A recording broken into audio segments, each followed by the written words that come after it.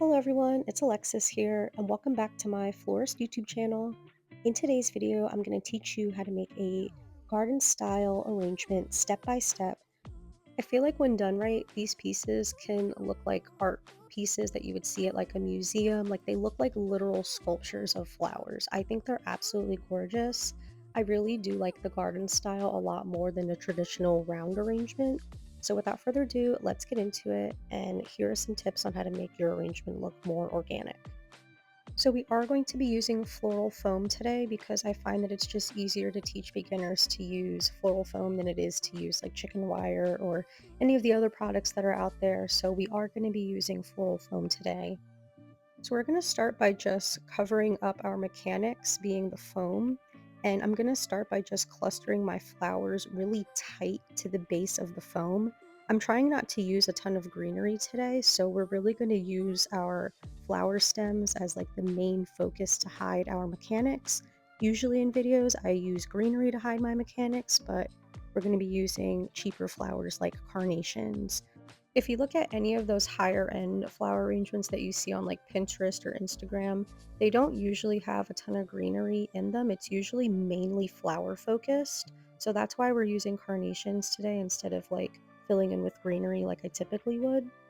Now, as I add in and cluster my carnations, it's important that you cluster the colors together. So, for example, I clustered those two hot pink carnations together. Now, I'm going to turn the arrangement around and cluster some light pink carnations in the back. And whenever I'm clustering things, I always like to work in odd numbers. So, working in threes, fives, I find that that just looks more pleasing to the eye. You also want to be creating triangles wherever you can with your flowers. So how I have those three pink carnations, I have one, two, three.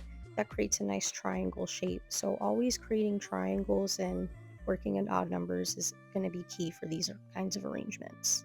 Whenever I'm creating a garden style arrangement, I always like to have two main focal flowers. Today we're going to be working with the Gerber daisies and the roses as our main focal flowers. I also like to think of the arrangement as two halves when I have two of the focal flowers. So I'll place one of the focal flowers on the right side of the arrangement and then the other focal flower on the left side of the arrangement. And then I do a good job at blending the two focal flowers together in the middle to try to make it look more cohesive. I just find that this looks more organic and gardeny, like the type of arrangements you see online. So I'm using my line flowers here to create a nice shape for my arrangement. So whenever I'm designing a garden style design, I always like to create like an S shape. So I like to have one side come up a little bit higher than the other side. And I'm doing that by adding the stock flower on just one side of my arrangement. And on the other side, we're going to add the mini carnations. And that's just going to give us like a nice balanced organic look. I find that when I cluster my like flowers together, it almost looks like it's growing out of a specific part of the arrangement, and that to me just looks more organic and more fresh. Now I'm going to start adding in more of those focal flowers because I really want them to be like the showstopper of the arrangement. I start by placing either focal flower on each side of the arrangement because again, I don't like mixing my focal flowers. I like to just try to keep one on one side and one on the other side of the arrangement. I just feel like it looks more natural that way. If you're ever stuck and you don't know what flower to place next and like what goes where, just remember to follow the rule of thirds. Like always try to create triangles, always try to work in odd numbers. So like how I have two Gerber daisies here, I'm going to be placing a third one just to create our triangle effect because right now it's just looking like two sets of eyeballs. But once I add that third Gerber daisy, it really just brings everything together. Now, whatever I do to one side of my arrangement, I'm going to mirror and do to the other side. So I'm going to be placing more focal flowers in the back of my arrangement because remember, you want all sides of your arrangement to look beautiful, not just one side. Now I'm going to be taking my focal flowers, my roses, to be building up the right side of my arrangement. And I'm going to be also using more carnations as well, just to fill in those gaps and make it feel like a more lush arrangement. I really like using mini carnations and full-size carnations to achieve this look because, again, they are a cheaper flower, but they do a really good job at filling in the gaps.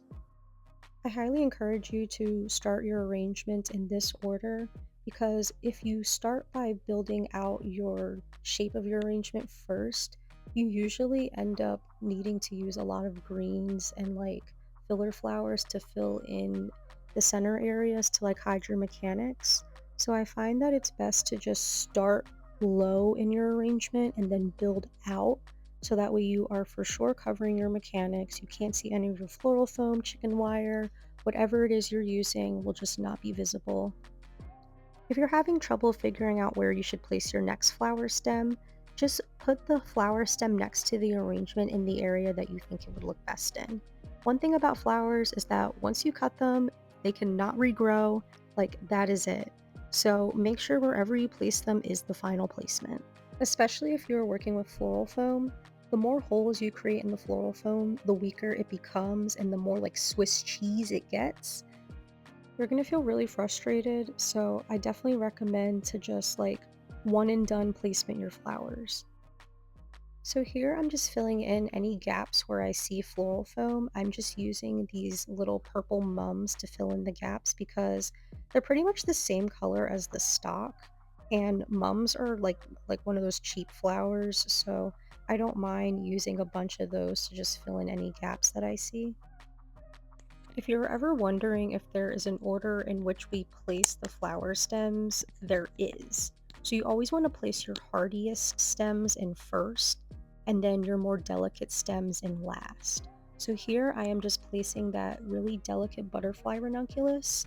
I'm placing that one by one in towards the end of my design because, again, these are like wispy, really delicate flower stems. They could potentially get crushed and even broken while I'm arranging. So it's always important to just like add those in towards the end because you don't want them to get crushed, lost, or even broken throughout your design process. I would say 90% of being a florist is just trial and error. Like, you'll see me place a stem and then look at it and then be like, I don't like it there. And I'll place it somewhere else. Now, I know I said once you place the stem, you pretty much just want to be done with it, but like, I would say the job is just like trial and error, figuring out where things look good, placing, replacing stems. That's just part of the job. So if you ever place something, you don't like it, just pull it out, reinsert it, and try again. It might just need a fresh spot. Now, usually when I'm designing in my videos, I place the greenery first, but because we are doing a garden style arrangement, I really wanted the flowers to be the main focus of the design and for the greenery to just be kind of like an accent. So here I am placing my greenery in last, and I'm just filling in any gaps that I see that I think would be filled best with greens over flowers. So I'm just adding in those gaps, filling in any spots that I see. Wherever my eye stops is where I will add filler flower and greenery. The front of the arrangement was kind of bothering me, and I think I figured it out. It's because I didn't have three focal flowers in the front, I only had two. Remember to always work in odd numbers because working at odd numbers is more pleasing to the eye, and always creating those triangle shapes with the flowers as well. That's going to help solve any gaps and fill in any holes that you have. Another big tip that I recommend you do is to actually take a picture of your flower arrangement once it's done. Once you take a picture of it, you will actually see all the gaps and the spaces where you should have added flowers. So I always recommend to take a break in between designing your arrangement. Take a picture, give it some time, look back at it, and you will see all of the spots that you need to fill in. So that's exactly what I did here. I took a step back, took a picture of it, came back, and I realized I needed another Gerber daisy at the top and to remove those hot pink carnations from the center. Here is my completed look. I hope you enjoyed today's tutorial. Don't forget to like, comment, and subscribe. Follow me on Instagram at flowersbyalexis, and I will see you all soon with another video. Bye!